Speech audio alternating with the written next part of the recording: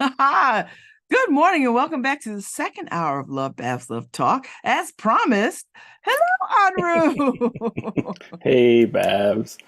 Nice to see you Yeah, again. I saw Enroue at the birthday party for Tegan. She turned 50. 50.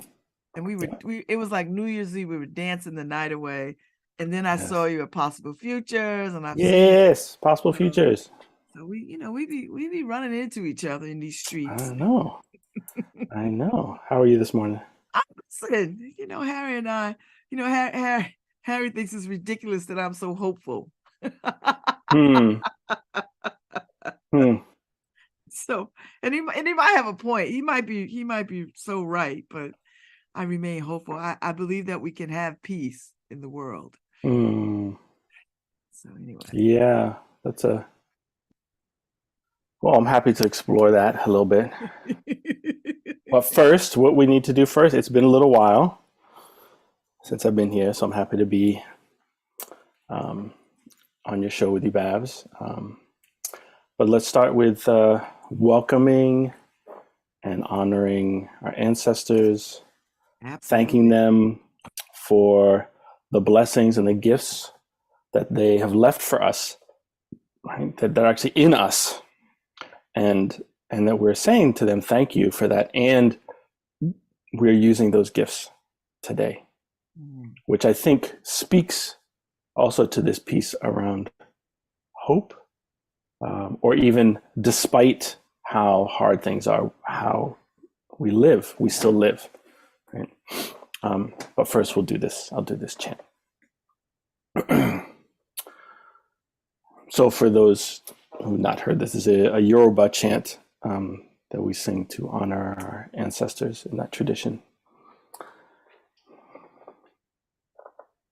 Ìbà màmá tó fún wa ṣe o, ìbà màmá tó fún wa ṣe, ìbà màmá tó fún wa ṣe o, ìbà màmá tó fún wa ṣe, àṣetẹ̀ fún wa ńlá lóyè o.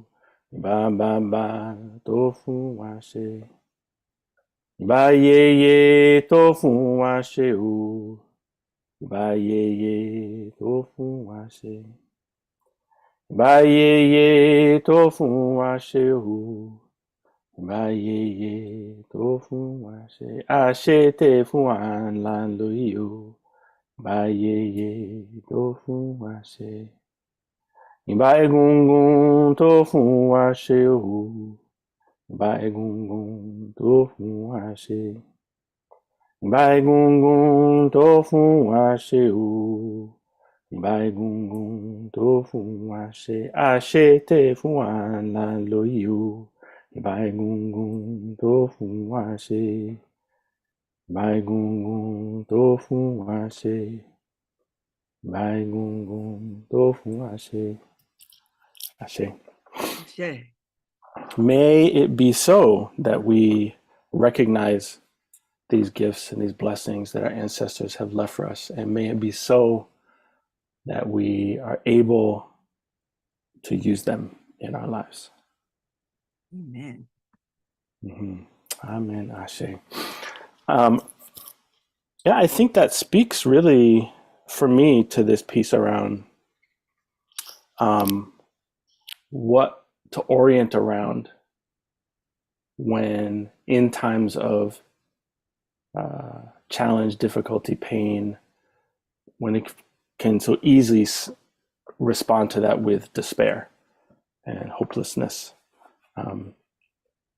And I think for me, there's a way of, regardless of the circumstances, to orient around like something that's life affirming,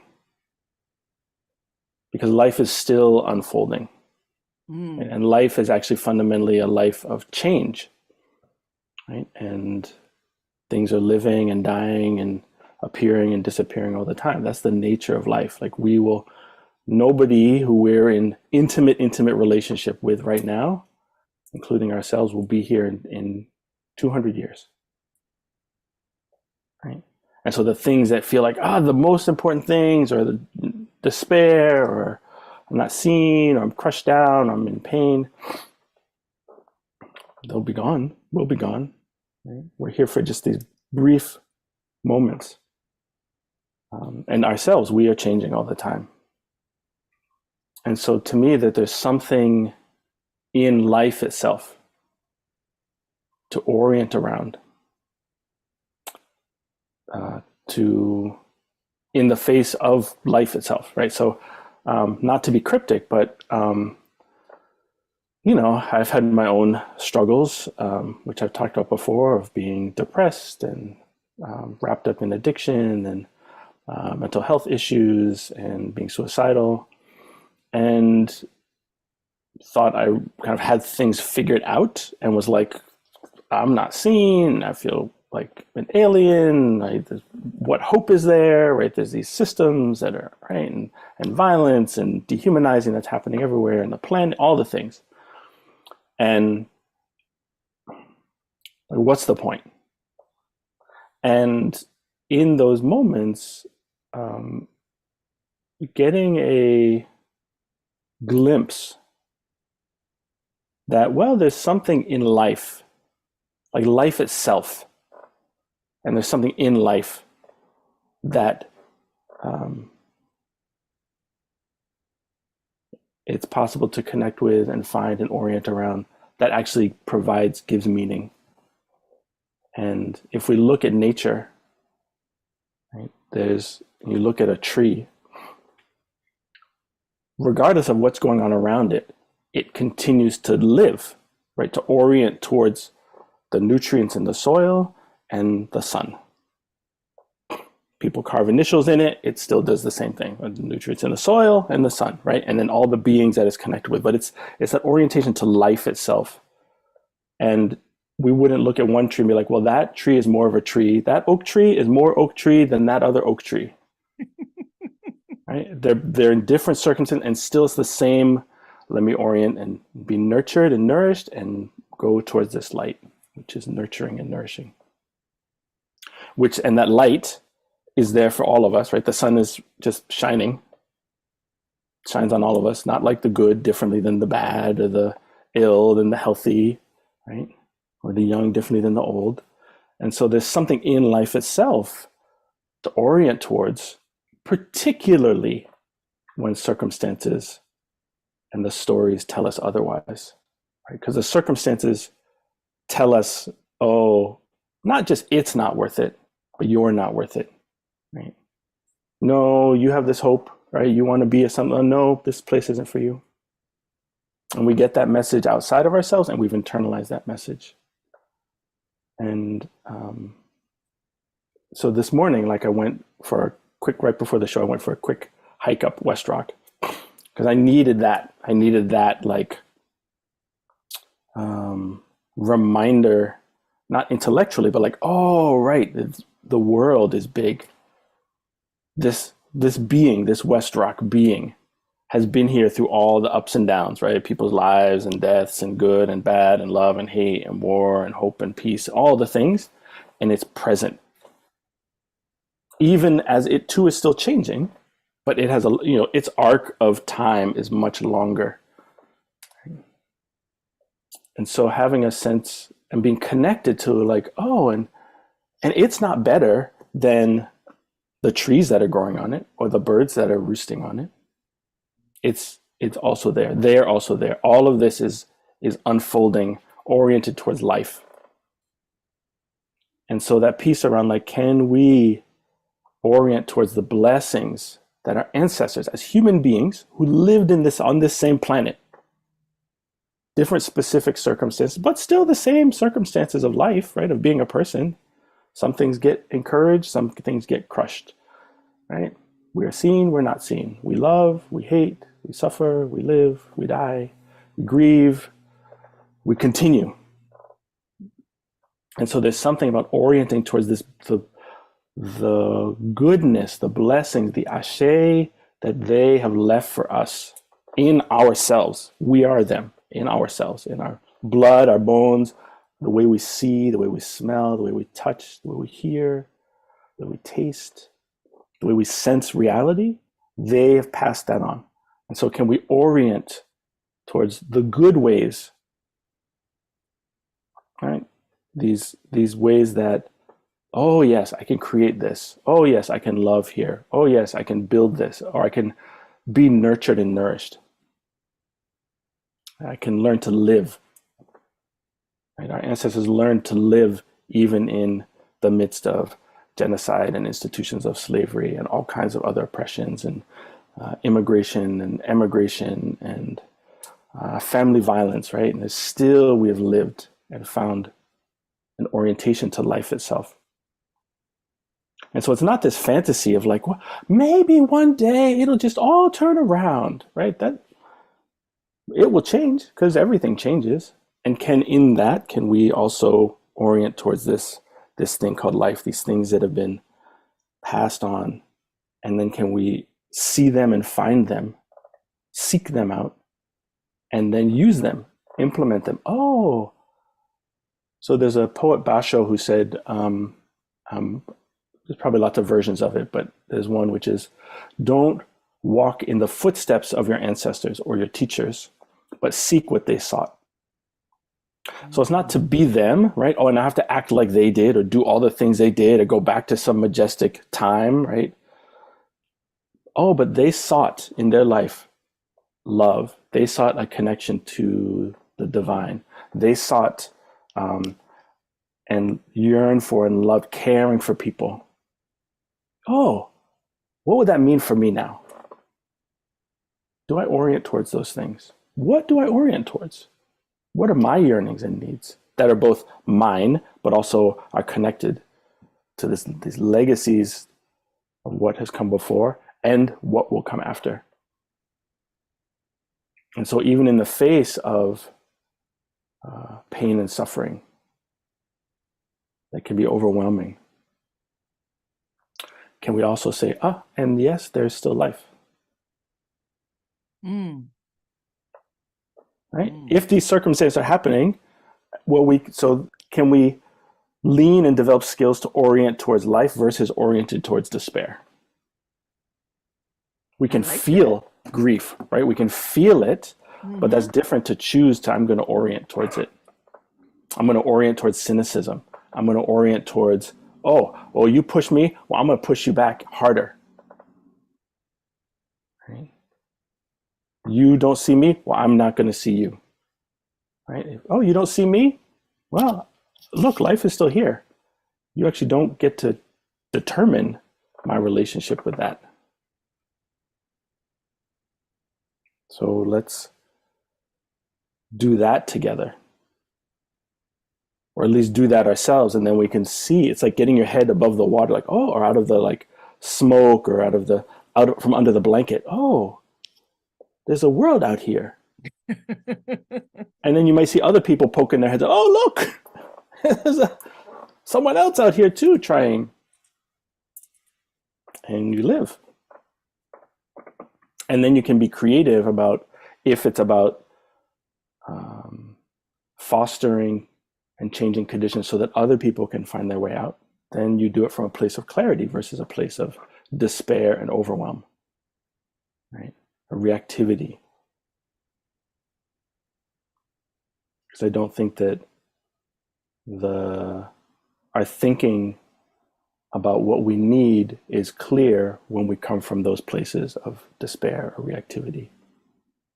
Right? We have to doubt our thinking. When I was in those pits of despair, my first ideas weren't helpful ones. They were habits that got me into that hole in the first place. So I had to learn to let me sit for a minute instead of trying to dig my way out of the hole deeper, right? What am I doing? What got me here? Maybe if I pause, right, instead of running frantically in circles or avoiding how I'm actually feeling, there may be a way out. And it might be different than what I could have imagined. And life might be different than what we can imagine. And there's not one way to do it. It's like, what someone smells a smell, and for some people that's the most wonderful smell in the world, and other people are like, that, I don't know what you're smelling, but I don't want to go near that, right? But we can orient towards the things that we're yearning for and the things that are nourishing for us, and be honest with ourselves and be gentle, right? Tender. That's the place of like life and hope. Is a very fragile thing. It's very very tender, right? It's easy, like a tender little sapling, right? Little shoots coming up.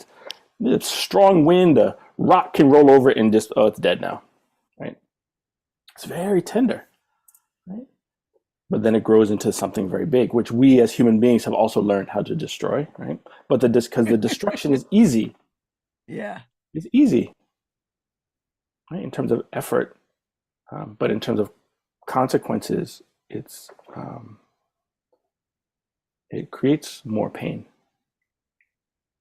because it's just a habit that people just roll over the things, trying to grasp at something else. Oh yeah, my ancestors left this. I know, I can build things, or I love to make things, or I just love to care for people, or but that's stupid. I have to go get paid. I have to go find my way in the marketplace. I have to go engage in power over dynamics so that I don't feel small, so I don't feel vulnerable. So that tender thing in me, I'm just gonna trap it and secure it so no one can get to it, and lock it away. And so of course things feel hopeless, because we are not even allowing ourselves to admit that it's there, and then what do we actually need to do for that to grow and to find a place in the world, find our place in the world. Howard Thurman is a theologian, philosopher, Black person whose quote I love. It's a quote I love, and I keep thinking I get it wrong when I'm about to say it. Don't do what you think the world needs, but instead do what makes you come alive, because what the world needs is people who've come alive. Mm-hmm. Right? It's including ourselves in that, as opposed to, oh, I should be doing that out there. Right? Oh, they just need me to do that, so I should just go do that. Or that's what they tell me success is. That's what status is. That's what love is. That's what joy is. That's what health is. That's what meaning is. Oh, but what makes me truly come alive? These deep, tender places. We have to nourish that little being in us whenever we find it. Because some of us have had to lock that away to survive. Right? Being a young person, getting through some really hard times. But can we now, in this moment, oh, I wonder what's there. Oh, maybe there's something in there that there could be a little bit more space for. Maybe I can nourish it a little bit. Or maybe I can be curious about it and then, oh, well, what would I need to do to have a life where it gets nourished? Can I hold that with as much intensity and drive as I'm doing all these other things, as I'm scrolling through my feed? Right? Could I, let me take 2 minutes. What, right? And then what is that ashe? What are those blessings that have been left for me? And how do I nourish them today? How do I come alive? How do I manifest those things in this particular life that we have now? Which our ancestors, they don't have this life now, we have this life now. All those who come after us, they don't have this life now, we have this life now. So what can we do? And I think there's a lot. Even if it's a lot is that nurturing and nourishing. There's a lot to do to take care of that tender little whatever wispy potential that's in us, to orient towards life.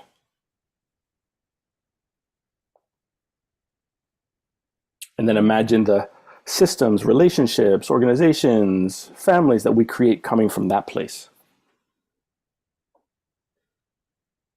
Right? How we address inequity, how we address climate crisis, how we address oppression from that place. That's life affirming.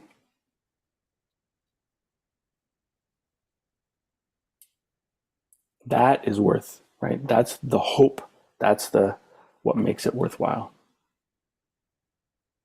For me. That's what a good grounding message. Yeah, that's what's kept me going all these years since the late 80s, early 90s. Right? So, Enroue, how do you think about peace? Do you think about peace as a place, as an activity, as a how do you get peaceful in a world full of ongoing chaotic chaos? Well, so peace is that nourishment of that tender place.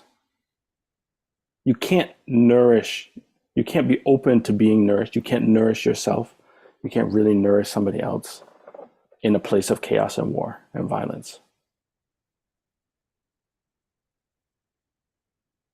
So there's like this inner peace, right? And since everything is changing all the time, we have to kind of keep coming back, keep nourishing, right? You have a plant, you don't like, oh, I watered it once. There we go. It's all done. Right? Now there's go survive. Right. Okay, child, today I gave you food and shelter and clothing. Okay. Right? And we have to do it hours later, right? Not just the next day, right? So, but for real, like if we're not connected to our needs, then we can't orient towards peace. Because one could say like, oh, peace is, I don't want to just say like getting those needs met. Peace is a quality, is a quality. Peace is, we get into like, what's peace, what's liberation, justice, all the things. And I think that orienting towards ourselves, right? Care, compassion, love, like to me, those are all connected to peace. Right? There can be excitement and joy and activity, right? But it's from that quality, honoring the connections that actually exist versus, oh, you're this other, so you don't matter as much, right? So there's honoring those connectivities, that's a part of peace. It means being honest, with ourselves and other people, but also being like compassionate. It's not like the kind of brutal honesty or like tough love piece aspect of it. Those are things I think about for what is peace. So what would it mean to, this whole frameworks of like nonviolent communication, for example, which can help orient towards like our needs and our feelings and being in relationship with people and compassion and empathy, right? All those things. And so that's also with ourselves. How do we give ourselves those things, cultivate those things? We need capacity to orient towards something that's life affirming, that's possible, because it's also vulnerable. I look at, it's in trying to live peacefully for myself, I am more deeply and kind of aggressively confronted with violence and the potential for violence that's inside of me also. And the training that I have of like, yeah, peace is nice, but like if someone's coming after you, you need to kill them. Or coming after your loved ones, you need to kill them. Like that's the story, that's the training that I have as being someone in a male body in this society. Yeah, peace is all fine and good. Nonviolence is all fine and good till someone's coming at you with something. And one response to that I heard a long time ago, I don't remember who it was from, but they're like, there's the notion of like someone trying to say, I believe in nonviolence or peace, and someone saying, well, what if this? What if this? What would you do? No, I still wouldn't do it. I wouldn't act out. And as an experiment, there's always going to be a point where someone is going to say, out the window, I go do the thing, right? I respond violently, for example.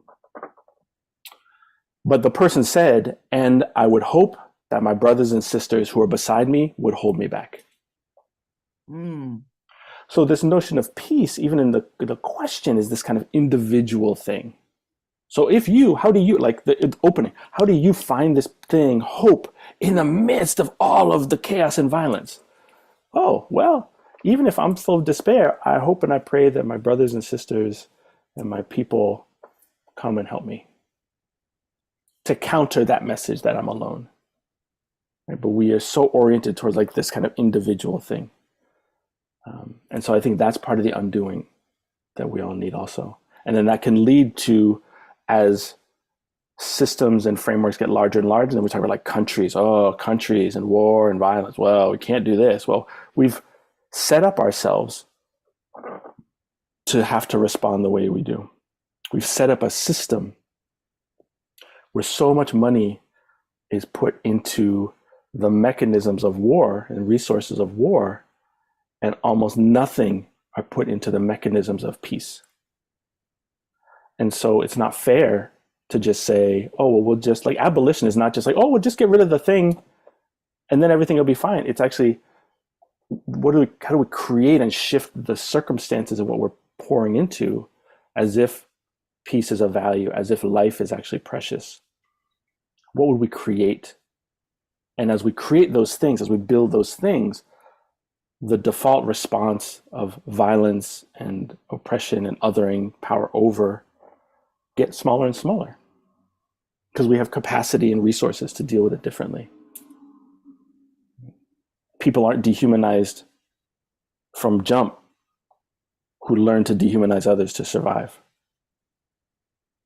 This thing around violence in me, I was reflecting recently on being very, very young and seeing real violence, a neighbor's father on his son. The son had actually stolen my mom's wallet, and he brought him back to return it and then beat him in front of us. And I was probably like 5 or 6 or something. And what I realized is that it was horrific. I mean, at the time I just like shut down. But later reflecting on it, like how terrifying it was for me to witness that. And I also learned in that moment, oh, I never want to be on the receiving end of that. So that piece around like, yeah, peace, open, right? But then that's always like a backup.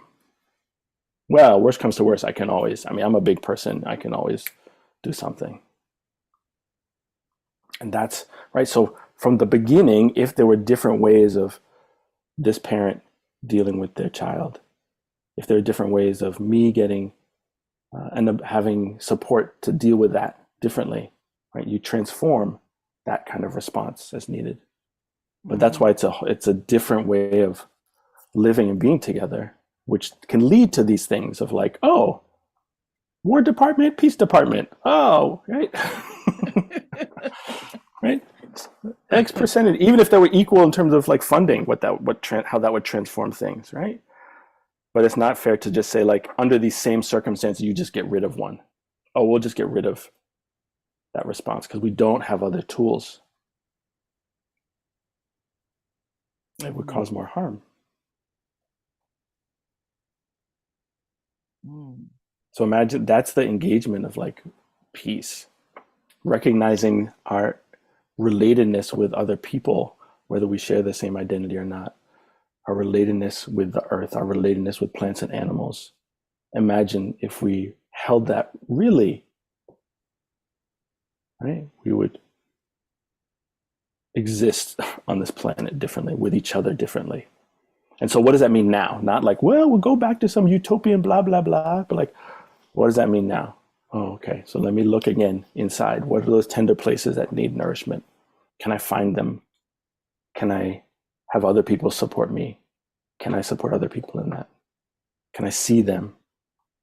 Can I have compassion for them? Can I hold them accountable still, but differently than how I've been taught to in terms of punishment?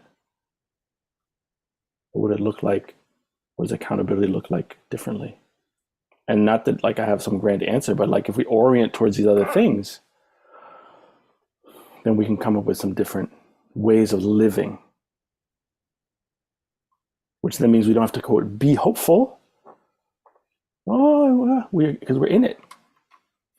We are living these ways that are life affirming, right? We are. Yeah. Yes. So bit by bit, step by step, moment by moment, little steps. Oh, that's a nice breeze on a hot day, or like that's a cozy drink, right? On a cold day. That's my favorite sweater, right? Or I ran into a friend, right? And we got to say hello. Like, oh, that's goodness. How everybody knows that feeling. And so let me cultivate more of that. Let me allow more of that in my heart versus armoring up everywhere. Such a good point. Like I love that because that's how I think. Do you know what I mean? Like goodness and but just what you said. Just I want more of that. In the ordinary, not go to Right. extraordinary lengths, but in the ordinary, in the practicalness of your day and your life, that you can seek and find and find peace and joy and love and tenderness. Yes. Yeah.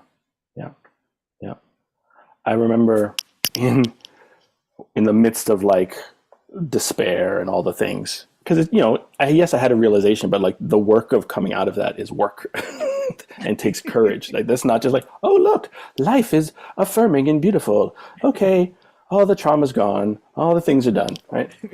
But I remember my mom making a statement about like going for a walk and seeing like the light hit the leaves in a certain way and the birds. And I was like, oh, and in my mind, I was like, you've got to be kidding me that like, that's what you're like holding out as the like hope, right? As goodness in life, right? I was like, I'm in this like place of like madness and the way that the light bounces off, right? And a part of my brain knew, wouldn't that be beautiful to be touched by that? But I couldn't feel it. And I feel it. I feel it. I experience it. It is also part of what that's like the life affirming, but I was in such a place I couldn't even see it. But I was like, it's like what I was saying, like that smell, like, yeah, there's a smell over there, but like, that's far. I can't get there. There's all the things in the way, right? I couldn't imagine the reality of being nourished by that. What might be there. It was so foreign. And I think that's maybe that's hope. Oh, there's something there. There's something in this life that I don't know about that could give me that sense of place, that I also belong here, that this life is for me to be whole, not just to grind out. Maybe that's hope. I like it. Right? As always. And I'm going to say to those out there, it's possible. It's possible to find your way. Yeah. You have to honor that, though. Okay. I tell and you, there's more of us out there. You're not alone. You're not alone. Not alone. I tell you, every time you come, you bring the right message that I need for my spirit. And in this season of Advent, for me, that's just right in line with this time of waiting and anticipating and noticing. Yeah. So. Yeah. Well, thank you, Enroue. Thank you, Babz. It's a pleasure. He'll be back, y'all. We'll be back. He will be back. So thank you for your time today. I needed this message. It's very personal to me when you're here. I know other people listen, but this is really... It's good for me too. I get to listen to myself. Look at what thing I need to remember. All right. I like it. Well, thank you. Enjoy the rest of your day. You the too. rest of your week, and I will see Thank you you. soon. Thank you. Be well, everyone. Thank you, Harry. Bye, Harry. I'll see you tomorrow. Bye, Angel in Florida. We'll see you tomorrow, too.